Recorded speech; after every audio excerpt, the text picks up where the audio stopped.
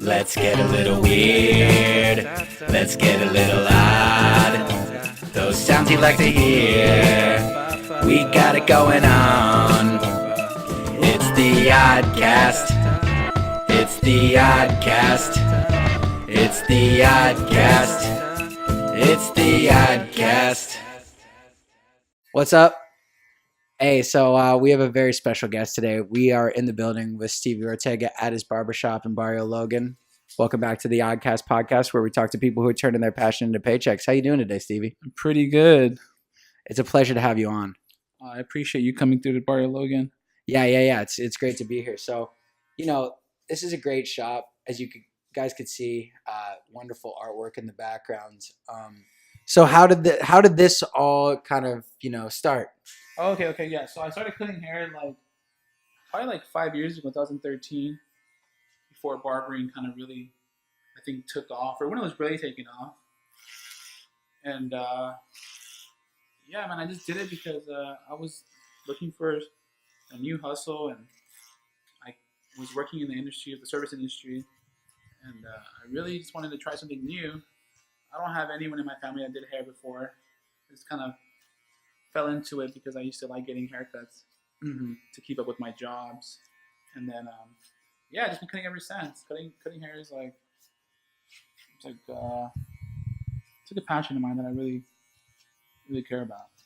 Yeah, well, how cool! Like, I think what's so cool about your spot is the social aspect that kind of comes with it. Hanging out here at the shop and getting to cut good people's hair who are, like you said, on a schedule, but still give them a good fresh cut, get them in and out when they need to get cut, but also get to socialize and chop it up about important stuff in life. And a lot of the barbershops have been getting away from that, so it's really cool that you're bringing that back. Yeah. No, I feel like the barbershop is always gonna have. It's gonna be like a hub where you get to meet everyone. A hub of meeting different bartenders, different artists, different entrepreneurs. And that's why I got into it. You could really run with this trade, and I feel like it's taught me a lot in the last 5 years. Yeah, definitely. And I mean, so the other thing is, interestingly, I guess we should have done this in the very beginning, but we'll do it now. Is you're not just a barber; you're kind of a jack of all trades in the sense that if it involves any grinding or any hustling, you'll probably not only be interested in it, but also be good at it and be successful in it. So would you say that there's a similarity? You also DJ, you also do photography, you also kind of are just an expert at linking up with good people. Would you say there's any similarity between being a barber and being a DJ?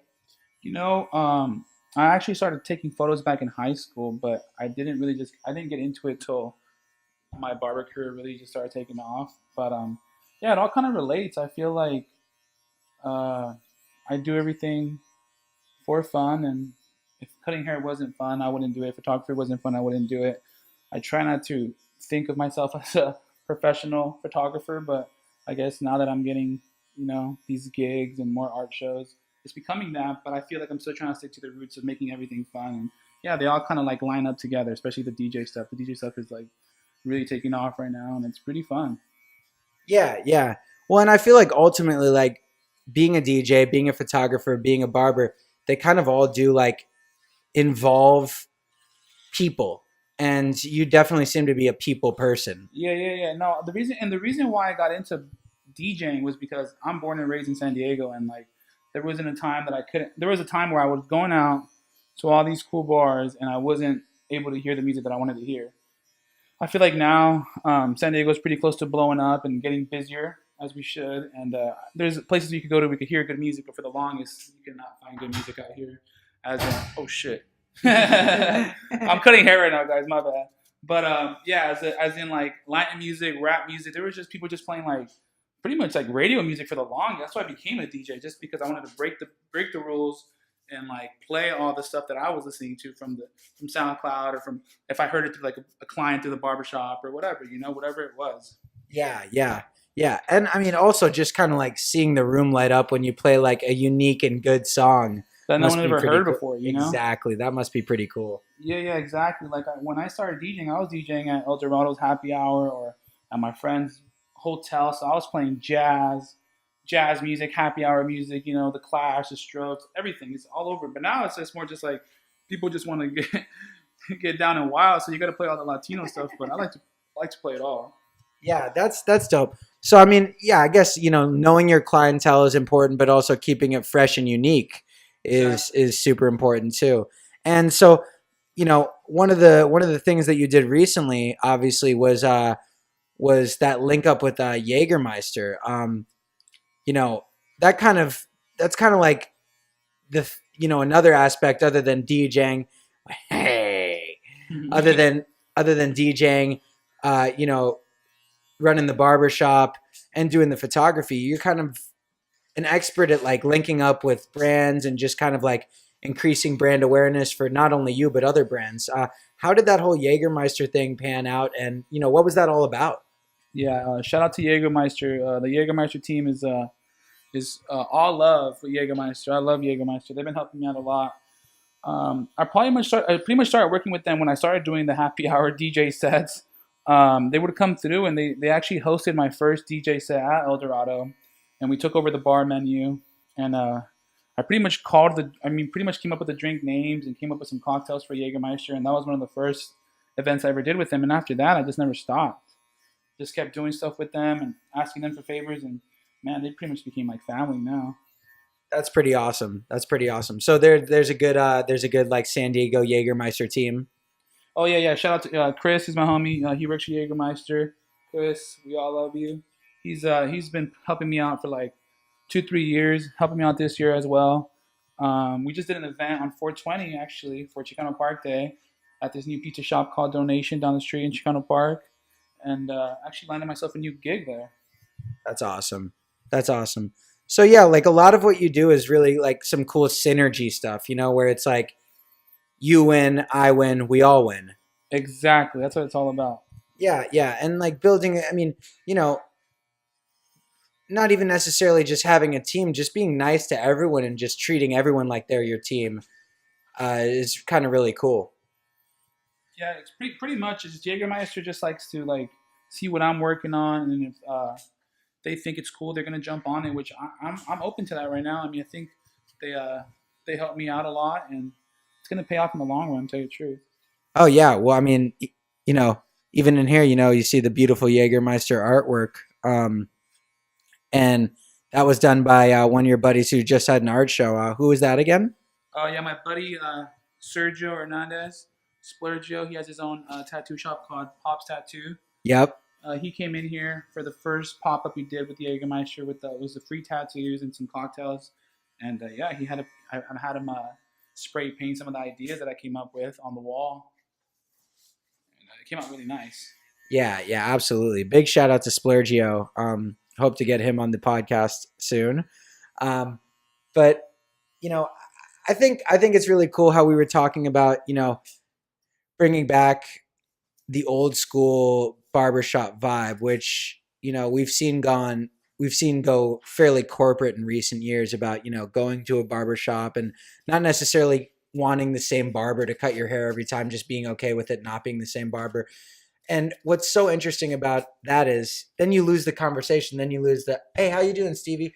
How's the family going? How's everything going? Like, oh, yo, what's up, Mike? How's that going?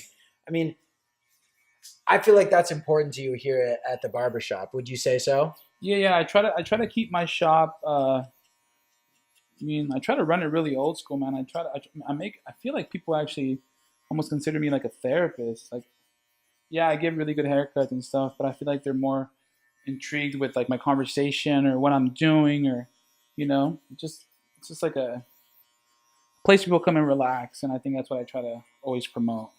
Yeah. Like a free spirit type of spot.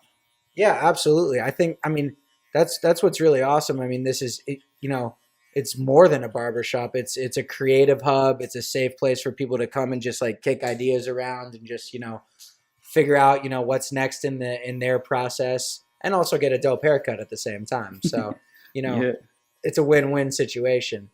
Is this the first time you do a haircut interview? This is the first time I've done a haircut interview, and I'm very happy with it, man. I'm honored to be participating in it. Just so everyone knows, me and the ODDCAST just met on Friday. That's very true. And you know what I would speak to that, the power of like, and I actually wanted to ask you this. San Diego is such a cool place, and I feel like there's so many people here who want to see each other win. Yep. And you know, we met via Instagram, but then we just met, Friday, and here we are, kicking an episode, doing a haircut and kind of, not only that, but figuring out future plans and how we can, collaborate and grow together. Can you speak to San Diego and Barrio Logan's influence on you as a person, as a barber, as a DJ, as a photographer, and just as a human being in general? Yeah, no doubt. Well, Barrio Logan was where my mom and my dad were raised. They went to school out here. And back in the day, Barrio Logan was actually a really scary place. Like you didn't want to be out here in Barrio Logan. There's like interviews on that. There's like, Wow. I'm not sure. I can't say movies, but I think Gangland is they got like Gangland Oh yeah. episodes out here. Yeah. But, They had that. yeah, it wasn't a safe place. So when I was growing up in San Diego, like I was always scared of. I mean, I was a kid. I was always like kind of scared of when I heard about Logan and stuff what was going on here. Mm-hmm. But yeah, when I started cutting hair in downtown and I heard the opportunity to have my own space here in Barrio Logan, I jumped on it because I knew that it was changing already. And of course, my mom was like, "What the hell are you doing? Like, why are you going to be in Barrio Logan? Like, what you doing with yourself?" But yeah, I took that risk, and it's been working out really, really good for me. I'm very inspired out here in Barrio Logan. It's still coming up. I'm trying to stay real close to my family and friends that are working with me. And yeah, I think I have a lot to show Barrio Logan, and I'm glad we're here doing this interview and just so we can talk about all this stuff. Yeah. I think that you hit the nail on the head with that. There's a lot of people out here in Barrio Logan who are doing that, kind of following their passion, and I'm sure that can't be anything but inspiring for you. No, yeah, exactly. Yeah, actually, I want to make more time to really like hang out here. I've been really busy, and I'm just always running around trying to get lost and find inspiration. If it's in LA or just hanging out down south and shit like that. But yeah, I do wanna hang out here more. But I was here for the Chicano Park Day, like I said, did that event, and it was really cool to see everyone out here putting in work, DJs outside the liquor store and shit, like all the car clubs out here and stuff like that. So I like what's going on. It's a lot of Latinos out here, really putting in work, and it feels authentic. That's why I'm here. Yeah, exactly. Oh yeah, it's such a genuine feeling out here. I mean, like it's it's so cool. You could just, it's one of those things, like you said, how we were saying you can read people. Mm-hmm. You could just also feel when something's genuine, and you could feel it out here. Exactly. Yeah. And then like, how about like just like San Diego as a whole? How does that influence you? Kind of just the vibe of San Diego, like, laid back but still kind of a city on the go. Yeah. Well, like I said earlier, I'm born and raised in San Diego, and I've always been into like getting lost and traveling and doing shit like that. So I started going to New York like 2 summers ago. I went to New York and then got some inspiration. That's kind of how I found out that I wanted to do this barbershop, because of this barber down in New York, and then been going to LA back and forth. But I finally realized that I would never want to move from San Diego because, first of all, we're super close to blowing up. I really feel like we're gonna just blow up, because I can see all these buildings being built up, and everyone's trying to come out here in the summer and hang out on the beach and shit. But as long as you're putting in work, it's a good place to be right now, because I feel like if I go to LA or NY, like, yeah, there's opportunity out there, but it's not where I'm from, and I just feel like everyone goes there for that. So I feel like the opportunity we have here is that if you're like a hard worker, it's easier. Yeah, that's true. I totally agree with you. And that's also like being a small fish in a big pond versus, being like, the big daddy out here. Yeah, like last 3 years, I could just like, it just trips me out how many like artists or like photographers that I knew were just like, oh yeah, I'm moving to LA, and I'm just like, I can't say that's the easy way out. Everyone's life story is different, but I just wouldn't do that. Yeah, exactly. And I mean, I don't think you're saying that. I mean, I just think it's a combination of, you're from here, you got people here, but also like this city does have like good resources. And, I really think that people here are down to help each other out. And that's something I found. I'm not originally from here, but the people in San Diego, and from what it sounds like, the people in Barrio Logan specifically, are just really down to look out for each other and help each other out in any way possible. Yeah, I've been seeing a lot of breweries open up out here. Now we got the pizza shop, we got Northgate down there. Thorn Brewery's out here. Salute Thorn. Taco Shop. Yeah. My good friends at Cafe Moto are always hooking me up with coffee. Then we have Orvida. You know, there's a lot of stuff. That's awesome. That's awesome. Yeah, and I saw another one just opened up down here too. Like it was called like Attitude Brewery. So Oh yeah, I heard about that joint. yeah, there's stuff going. There's stuff going, and I mean it's just constant. And San Diego seems to also be like a secret creative hub. Mm-hmm. There's like I don't know. There's just something wonderful about it. Now, I have to ask you: are you a San Diego sports fan in any regard? You know, Chargers, Padres. I grew up a San Diego Chargers fan. Of course, I was pretty bummed out when I moved to LA, but it's been this weird thing where I don't even watch TV anymore. I don't know what the fuck's wrong with me. So, is that just grinding too much? Yeah, I don't watch TV. I guess with one of my mentors, he told me one day he didn't watch TV, and I started noticing that I don't really watch TV. So yeah, I don't really keep up with sports anymore, but yeah, I did keep up with the Chargers when they were out here. Yeah. I'll say it right here and right now. Fuck the Spanos family. So whatever. That being said, you know, I think it's cool how in a way like we don't have, you know, some major sports team that people just, you know, come out from all across the country to see, like the Yankees, you know, but we don't really have that. So if you're at a Padres game, by and large, you're a native San Diegan who's just rooting for the hometown team, which is pretty cool. That's true. Yeah. So now I have to ask: what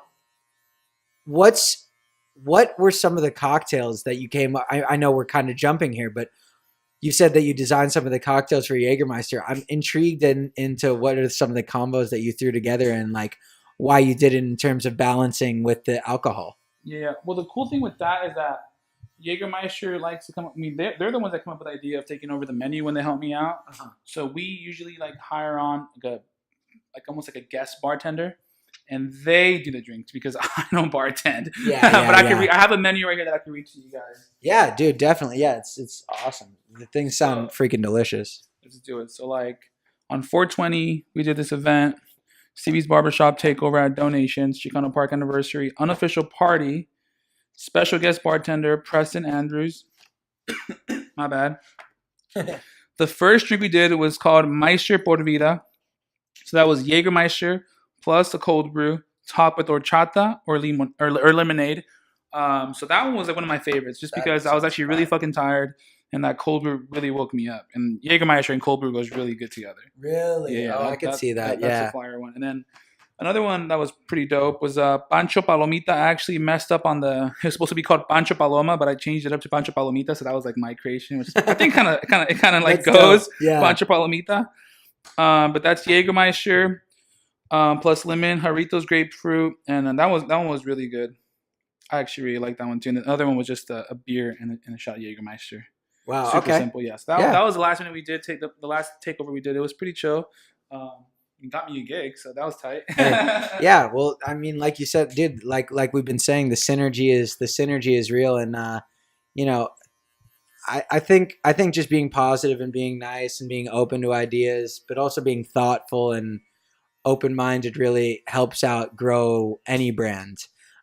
Speaking of which, I wanted to give a big shout out to the apparel that you got going on, the Stevie's We Will Cut You hats and the tees that are out. Those are pretty dope. How did that idea come about? So with the t-shirts, I just kind of been doing those for fun, probably for like a few years now. I've always been into making stuff. I feel like it's kind of hard to create t-shirts and try to like make money on it. You just gotta do it for like propaganda or just like to give it to your friends. And again, in a way, sometimes people do buy the stuff. I'm always trying to make cool things, and yeah, those new t-shirts, we airbrushed them. Those are really cool. And then the hats, I got them embroidered, which is like something new that I just tried. And yeah, they're pretty cool. I actually really fuck with the trucker hats and the We Will Cut You thing. I think it's pretty funny. That's hilarious. That's so funny. That's so funny. Yeah, that's awesome. And I like how you just like keep it super simple. Stevie's We Will Cut You, boom, phone number. Exactly. And it's like you said, it's like promotional, but it's stylish. Yeah, exactly. You know what I mean? Yeah.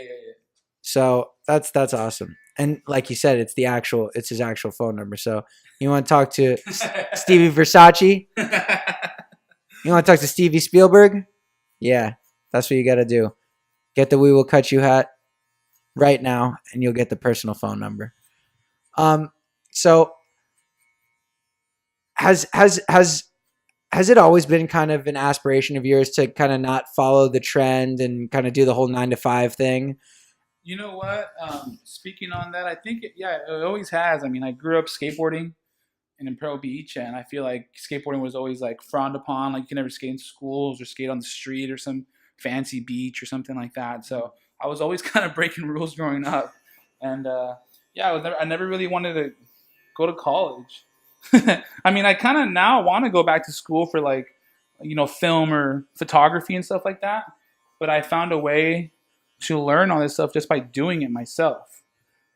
Yeah, exactly. I mean, like we were saying earlier too, it's like between like YouTube and linking up with good mentors and good people who can tell you the mistakes they've made and making mistakes yourself and learning from them, and not being hard-headed and just doing it again and again, you can learn a ton. Exactly. But yeah, the whole 9 to 5 thing, I did do that for a little bit. I used to work at Urban Outfitters as a sales associate / stylist, and I worked at Levi's as a stylist. And then that was cool and all. I mean, not really any money in it, so I couldn't really do it for too long.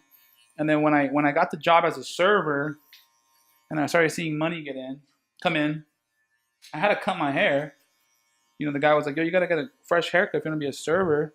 So I was like, "Okay, cool." So I started getting haircuts. That's kind of how when I fell in love with barbering, and I wanted to go to school to be a barber. Okay. So it was almost like a necessity that you needed your haircut turned into. Was it someone in particular that cut your hair, or was it just like the fact that you needed a haircut in order to do the job? The first shop that I went to, like, it was just like some Latino guy that was cutting my hair. He was really good with it. He was really slick. He gave me a slick cut. But once I moved to back to San Diego, after leaving that job, I met some barbers down in North Park, and they just kind of like I've kind of just pretty much liked their lifestyle and the way their shop was being ran. It was cash only. It was old school. No politics, stuff like that. Yeah. And just for the people out there who don't know, when you say politics, like behind that, what do you mean when you say that? Well, just like in the barbershop, an old school rule is like pretty much you're not supposed to be on your cell phone or like, you don't speak politics or religion. Just to make no sense because everyone's going to have a different idea on it. You don't want to argue with your client. You don't want to be arguing with someone when he's sitting in his chair because he might have different beliefs than you, I see what you mean. That's a very good point. So I like the way they were running things out there. And then I pretty much surpassed that idea. And then, I worked there pretty much like a 9 to 5 type thing. And then, left that shop, moved to a different shop, and just kept learning and evolving until finally I found this space in Barrio Logan, and I've never been so happy, to tell you the truth. It's pretty fun out here. Yeah, well, I mean, there's something to be said about like creating a vibe or creating like a feeling, and the second I came in here, I got, an inexplicable vibe of just like, this is clean. This is like a cool spot. You could say whatever you want here. You could just like kind of relax and take a load off, True that. Yeah. And I think that's what the barbershop is all about. Like you said, it's like you're, 10% barber, 90% therapist. Exactly. Yeah. I mean, the haircut, it has to be crispy, nice, very clean. But people, I think they're here for like to vent and forget about their 9 to 5 and just kind of kick back and relax and talk some shit.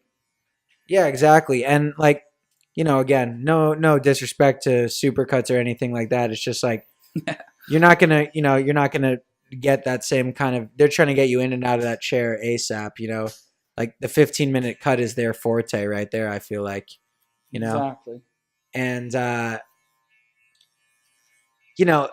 being said, I'm sure there are some people who go and see, their girl or their guy at the local supercuts, but it's not very many people who just go in there and are like, oh, I'll see it. It's usually people who go in there and say, oh, I'll see anyone. Yeah. Yeah. But I mean, to go back to the 9 to 5 question, no offense to anyone that has a real job or is going to school. Oh yeah, not at all. I feel like, I went to school for 9 months. I had to do 1,500 hours to get my barber license, and it was, I learned a lot from it. I even like forget about it sometimes. I gotta think about it and humble myself down and be thankful for the prices that I charge now or whatever I do. Because back then when I was in school, I was giving out free haircuts for 9 months, and that wasn't cool. Wow. Yes. And you still had to pay for school, which was that you had to worry about working to pay the bills for the school, and you were cutting for free. Can I ask you about that? Can I ask you about how important is knowing your worth in the barber game, but also just knowing your worth in general? How important is that? Well, yeah, that's why yesterday I was thinking about that, like barber school, when I was cutting hair for free, and just like how even I take that risk now when I'm like doing an event with Jaeger, or if I'm doing an event, a new bar, or like meeting a new client, or whatever it is. I just try to work as hard as I can because it's gonna pay off in the end. And I'm always trying to pay myself now too. It's like, if that makes any sense, it's just like it should just be about paying yourself and not trying to have a boss. I see. That's exactly. That's getting back to the 9 to 5 thing. I'm not disrespecting anyone who takes that route, but it's just like I'm the type of person who likes to tell myself what to do, and I think I am responsible enough that I can carry out, my responsibilities to be my own boss. And that's the interesting thing, though. Like, how you said you're always running around, always working. I think a lot of people, when they think that, not going the 9 to 5 route, they think it's going to be easier. Oh yeah, exactly. Like you're going to put in less than 40 hours a week. But if anything, it's the opposite. You're going to put in double. Yeah, that's what I'm trying to say. It's like everyone has to have their own personal goals, but yeah, it's not going to be easy. It's going to be kind of harder. That was my epiphany when I was thinking about school. Is like, dude, I was pretty much cutting hair for fucking free for like 9 months. So like, if I'm going to like try to build my resume to whatever my goal is, I might do an event for free. But a lot of people nowadays are very like caught up in just trying to like make the quick dollar. I'm thinking about the long term.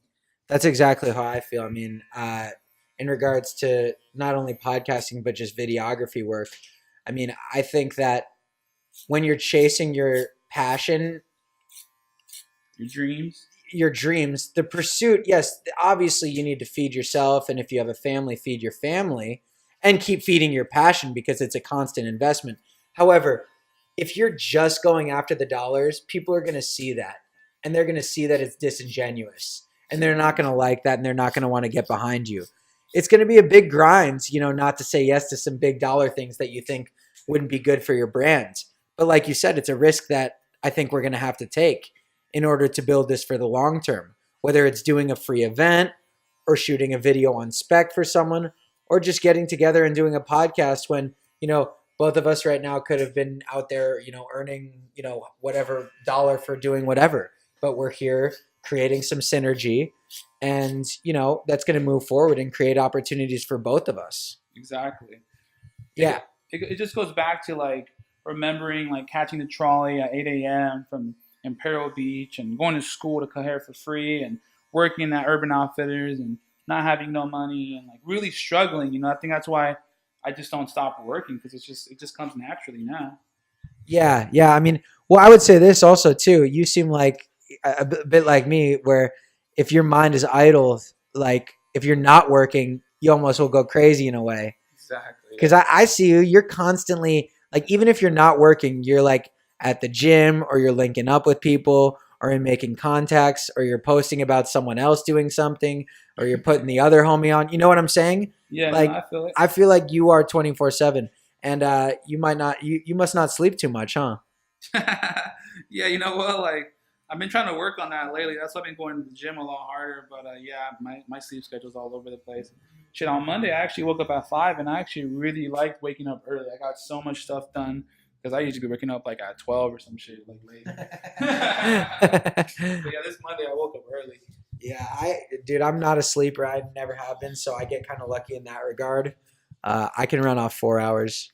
So, but I do feel, I guess we go back to like the question of the barbershop. I feel like this wouldn't be what it is if it wasn't for people like people that, all the people you saw today when they were coming through to get haircuts, and people that support the vision, and like just pretty much sticking to my roots and like sticking to my family. The people that really actually want to help me out, because I feel like sometimes you just gotta like X out all the toxic from your life to really execute your goals.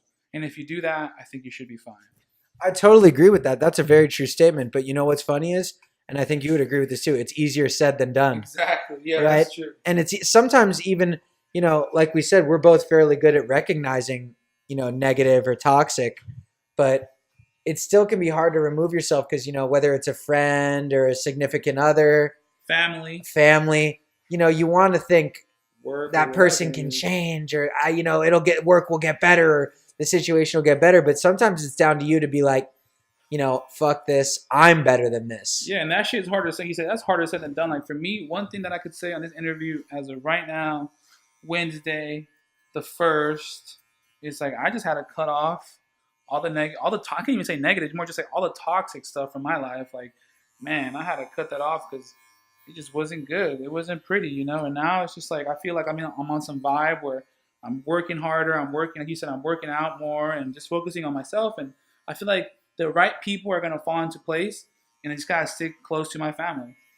Yeah, exactly. I mean, you're creating like a gravitational flow where positive people are going to be pulled into your orbit, Exactly. right? And then you're going to be pulled into positive people's orbit. I always say, you know, we are who we surround ourselves with, and that's people and aspirations. So like, you know, you take the top 10 people and aspirations that you have, take a little bit off of that and sprinkle in your own uniqueness, and that's who you are. Yeah, like no idea is original. Like you legit have to get inspiration. So like what you're saying, like if you're around people that are opening restaurants or own the building or have a podcast or have a brand or fucking fight jiu-jitsu or whatever the hell they want to do, you know, you're gonna get inspired by them and put your own little flavor to it. Exactly. Inspiration, you know, I feel people get caught up by just thinking they're super original with their ideas, and or at this point, people just be copying too much. You just got to get inspired and put your own twist to it, though. See, that's you said it perfectly. You said it way more succinctly than I did. It's get inspired by people, but make sure that when you get inspired and get influenced by them, put your own freaking twist on it. Exactly. And that's what creates. I mean, dude, The Simpsons is just an inspired version of the Flintstones. Family Guy is just an inspired version of The Simpsons. But it's interesting, and they took a new take on it, and it kept it going, and it kept the vibe going. Families. Exactly. With the rambunctiously loud dad, the getting the wife that he didn't deserve, who treats him way too well. You know, the intelligent daughter. It's funny, but they each took their own flavor on it, so it wasn't necessarily biting. It was just kind of almost paying homage, and I think that's really cool. I think creating a team, but also having that self-reliance is very important. I think self-reliance is very important. I think self-awareness is very important. Self-awareness is an underrated trait in people. That's true. Yeah. So, you said you haven't been keeping up too much with sports. I have to ask now. Are you a Netflix guy at all? Are you a Amazon Prime guy at all? Do you stream at all? Are you in on any of the hot shows? You've been watching Stranger Things. You know, I know it hasn't come out yet this year, but well, I've watched that show, but since just to put this on the air, I'm single, so I'm not really Netflix and chilling with anyone right now. So I just been grinding, to tell you the truth. When I did watch Stranger Things, I probably was in a relationship or something, so I did get to watch that show. But like right now, no shows. I don't even know anything about Game of Thrones. Everyone's been talking about that. I'm just in my own little bubble, just creating, focusing on the next show on the 25th of this month. Actually, it's the first. So the 25th, I'll be releasing a little magazine. That's perfect. Yeah. So yes, that's a perfect transition. Can we talk a little bit about that? Yeah. So I was just hanging out with my friends the other day, and I wanted to come up with something that I haven't done. I've always wanted to release a zine. I've been interviewed for a zine before, and it was cool. It kind of helped out with the ideas, but it wasn't my own zine. So I'm coming out with my first volume, Stevie Ortega, Volume 1 zine, talking about the culture. I mean, pretty much it's the hub of the barbershop, just about this interview, like the people that are connected with me, the artists that I work with, my Polaroids, my photography. I'm gonna shoot the cover. I mean, I'm not gonna shoot the cover. My friend's gonna shoot me for the cover. It's probably gonna be like a 20 to 30 page spread, and I'm gonna release it at the pizza shop and throw like a little party for it. And yeah, I'm just I'm like I said, I'm always trying to switch my shit up, and hopefully people buy that magazine, and I hope they like it. Yeah, so that's on the 25th of this month. Yeah. So you can find that. We'll put all the information in the description below. Yeah. I'll come up with the flyer and shit like that. But right now, what I have booked up is on Monday. I'm shooting the first photo shoot for it. That's With awesome. my friend Matthew. So I have this photographer I'm working with right now. He's actually my client / homie, and he's a high school teacher. So I really like working with him. He's really cool. He's super humble, and likes to really work hard and get things done. That's awesome. That's another thing. I mean, you got to surround yourself not only with positive people, but people who aren't just, talking about like, oh, well, I could do this if I could if I. It's like, so could I if I. Yeah. I could be the president if I was born a Clinton or a Bush, Exactly. or a Roosevelt. Exactly. But just do it then. Yeah, not talk about it and do it. And that's kind of the biggest thing with me. I guess I want to put that out for this interview that we're doing. Is just like I like to just do shit. For me, I pretty much consider all this shit like homework. Like I didn't go to school for photography. I didn't go to school for video. I didn't go to school for bartending, or I did go to school for cutting hair. But all this shit is just like I like to just think about it. Not think about what people are gonna think, I just want to release it and hopefully they like it, but I'm doing it for me. Like the zine, it's a volume 1 to showcase the barbershop, Barrio Logan, San Diego, some Polaroids that I've shot back in the day that I never showed people, and just that's the first one. The next one will probably be a little different, but it's just gonna showcase the hub of the barbershop and what it brings to pretty much real life, internet type shit. Yeah, that's awesome. I really like that. I think that's a great idea. And like you said, there's something to be said about doing what suits you, right? And it's so easy in this day and age, especially with Instagram and Facebook. And I would say Instagram primarily now. With Instagram, it's so easy to kind of try and live up to what other people expect of you. Or what, it's so easy to live in a comparative sense of where, oh, this person has this many followers and I only have this many followers. They're doing way better than me. Or they're posting a picture where they're happy and smiling over a sunset and, Yeah, but it's not. Those are usually the people that are not even that happy, to tell you the truth. Actually, I would, not always, but it usually tends to be fairly true. But I think that's very powerful what you said about kind of doing stuff to make you happy. And then, hey, if other people dig that and you get success out of that, then that's a win. A win-win. Yeah, like for me, like I was saying earlier, like I get inspiration from everyone. Like when I first got hired through Jägermeister, they considered me an influencer, right? Which was like kind of, I can't really say it was offensive to me, but I don't consider myself.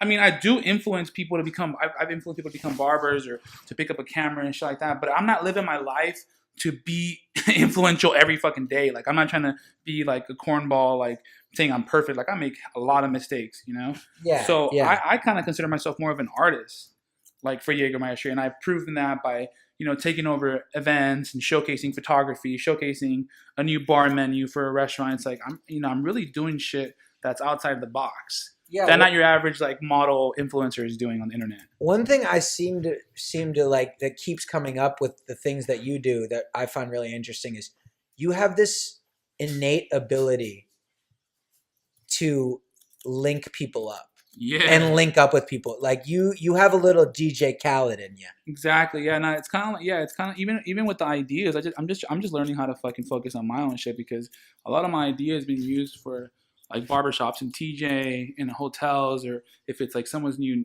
barbershop in downtown, or if it's someone's new with the artwork shit. I don't really care because I'm just creating, directing, and those are all my homies that I help out. But yeah, I do feel that my ideas are where it's at. Yeah. Yeah. Well, I mean, your ideas, and also it's like, you just keeping yourself pleased. Like you said, it's like, dude, real recognize real, right? Like Kanye says, it's about ideas, bruh. It's about ideas, bruh. I fuck with Kanye a lot. He's an interesting dude. Would you go see him at that Coachella? I've seen Kanye. Would you go see him at that thing he's been doing lately? I'm I'm not a festival guy. I hate to say it. This is where the Jewish in me comes out. I'm not a camper.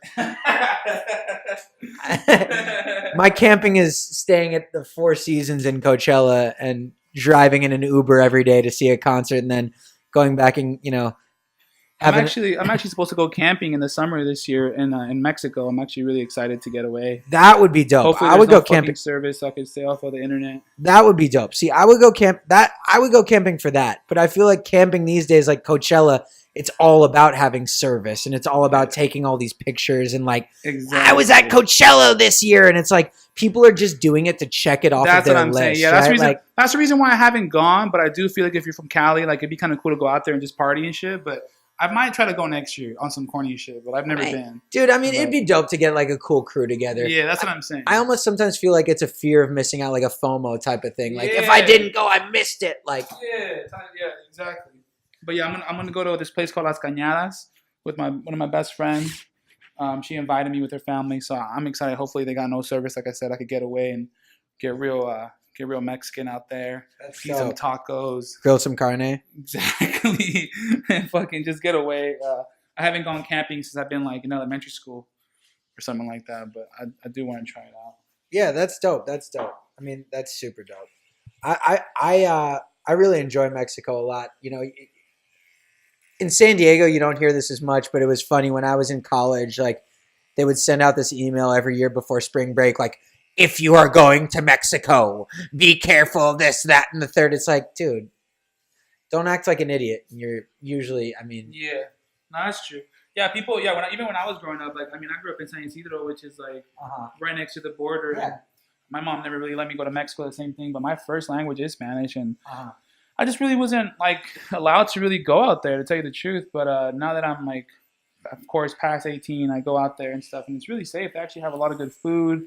It's they're really trying out there with the breweries and the chefs out Absolutely. there, and of course Valle Guadalupe and Rosarito. I mean, Rosarito has a bad rep, I guess. I heard some crazy shit the other day. really. Yeah, I guess people be getting wild over there in Papas and beer, but that's a whole different story.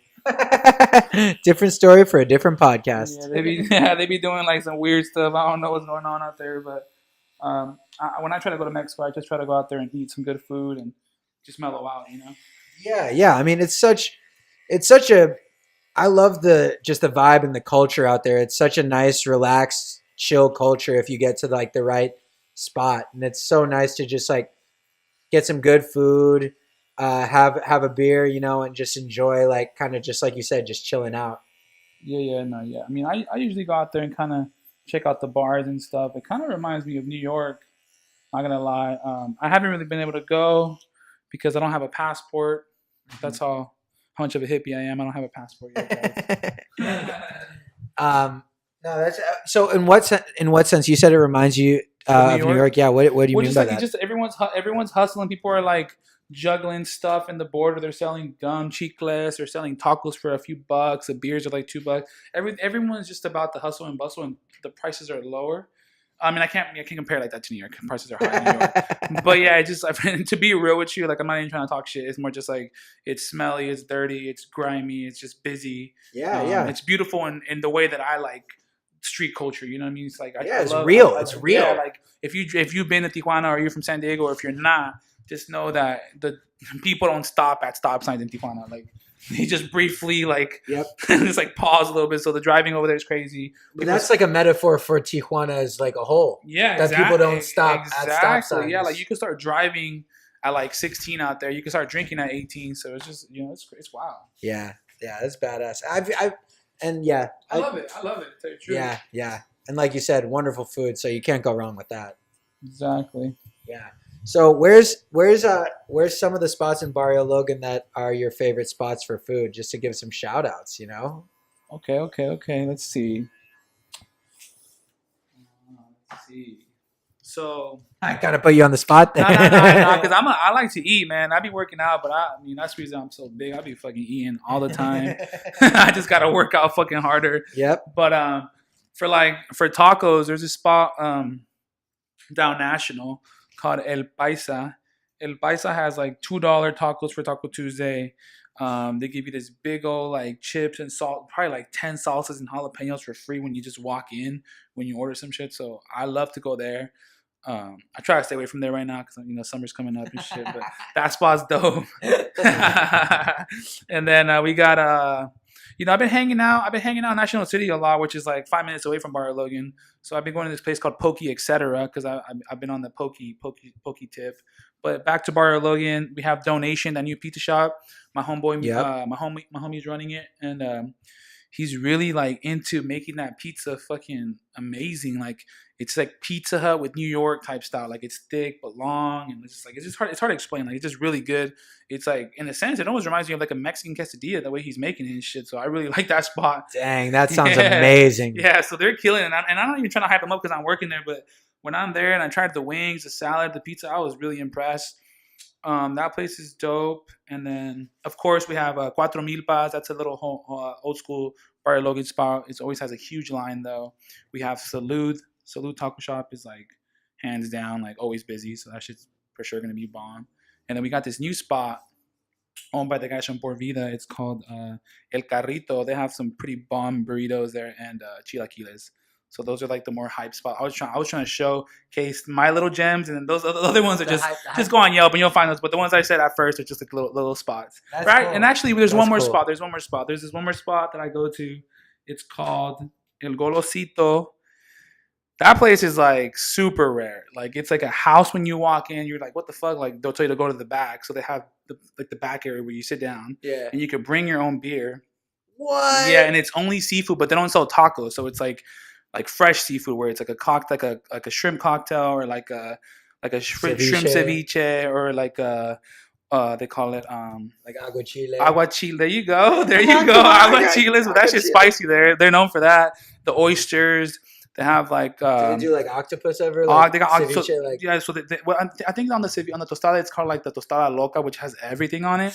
And the cocktail that has everything on it with the octopus and scallops and shit, it's like the Levanta Muerte, which is like if you're hungover, you're supposed to drink that shit. Okay. But that place is a gem. Seriously, my friend Franco works there. She's super cool. That's awesome. That place is really. That's like one of my favorite spots, actually. That's awesome. Yeah, that's awesome. El Golositos in Barrio Logan. Golositos, dude. So you heard it here. You heard the insights here on the Barrio Logan food, on the San Diego gems. We got good food down here. I mean, it's. I legit think there's no better Mexican food than San Diego. Oh, I was. It's funny. I was literally about to say I genuinely believe that San Diego actually has the best Mexican food in the country. Yeah. If not, you can make some arguments that it's up there in the world. Yeah, I know that sounds crazy because obviously Mexico is going to have the best Mexican food, but we're close.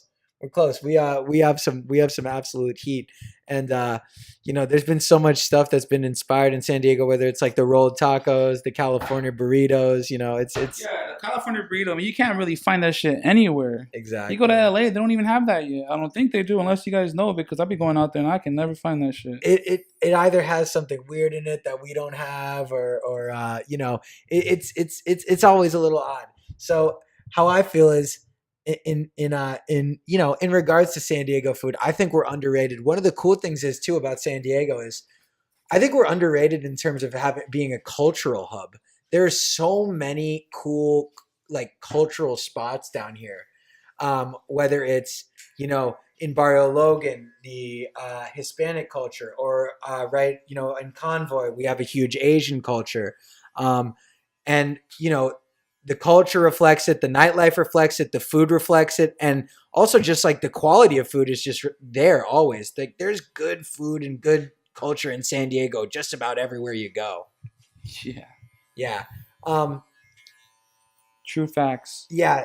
I just think we're such a forgotten city, and I like to stress people this all the time that I kind of like it. I don't mind that people forget about San Diego because sometimes I get scared that it could become a Los Angeles where, we have to drive an hour to get 2 blocks. But I think San Diego is such a beautiful thing because it's like comprised of a bunch of different little towns, but it's a giant city. The whole county is like almost 3 million people, I think. Exactly. And when you're driving back from Arizona, you hit San Diego pretty darn early on. Yep. How far is that drive right there?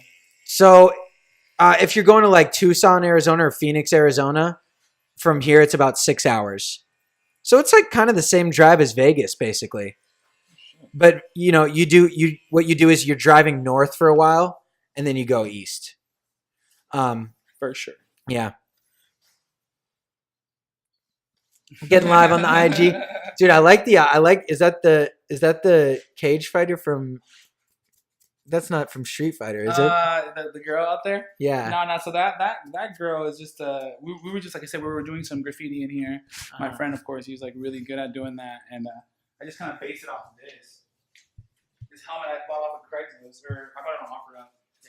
It's a 1975 Bell Moto helmet for my moped. That's like the old school, like Steve McQueen. Exactly. Like. So the question has to be asked: is that functional? It is. It is. Yeah, the moped does work. I just the last time I rode it, I almost got killed, so I haven't really used it. But in the summer, I'll start using it again. Got to be careful. It's mean on the streets. Oh man. Well, as you folks can see, this is where you come. I haven't even looked in the mirror once, and I guarantee you, this is a dime fresh cut. It's dude, I think we've run the gamut. We've covered a lot of great subjects, but you know, the thing that I want to say most is, and I want to ask you definitely about is any advice for anyone out there who wants to make that leap of becoming their own boss and kind of turning their passion into paychecks. And, you know, sometimes it can be a big leap, but any kind of quick advice for anyone out there who wants to turn their passion into paychecks? So, I mean, I want to get real deep into it. So to tell you the truth, I feel like as long as you're like taking risk and following your heart, it's going to come naturally, but that shit ain't going to be easy.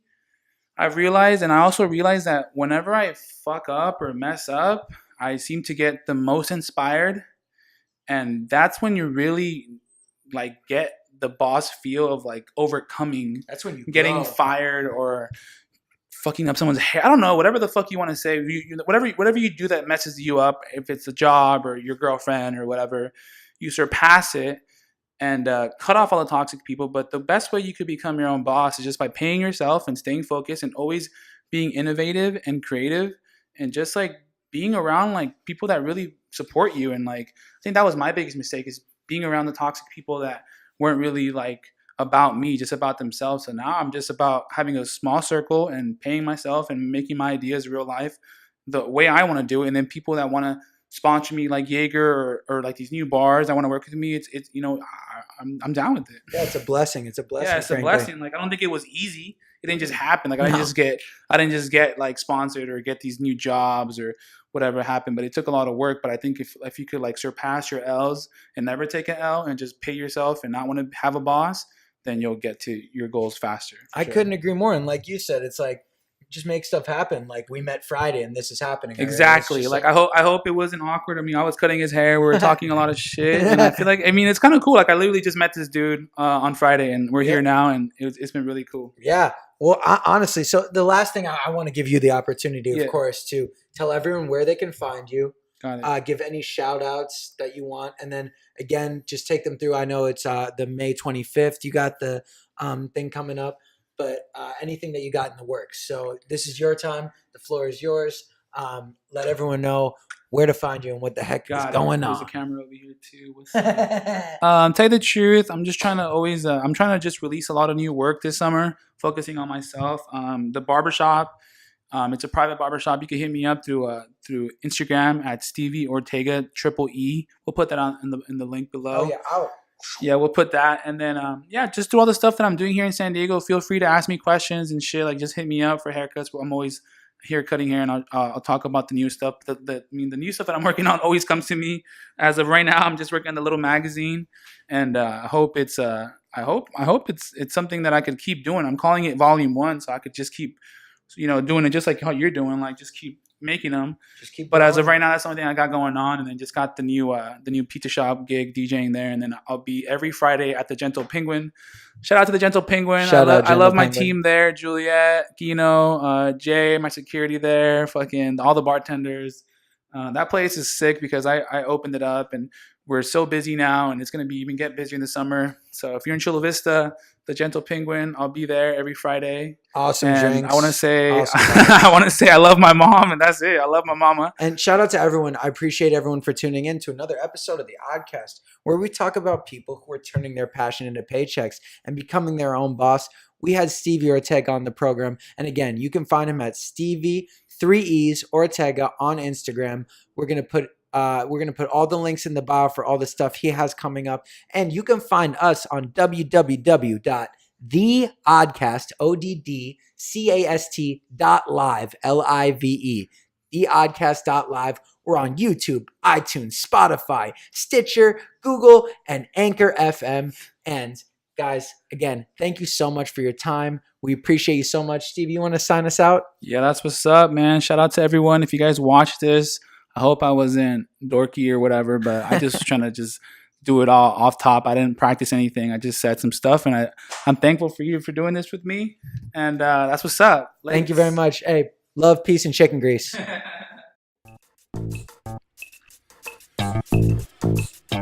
Let's get a little weird. Let's get a little odd. Those sounds you like to hear. We got it going on. It's the ODDCAST. It's the ODDCAST. It's the ODDCAST. It's the ODDCAST.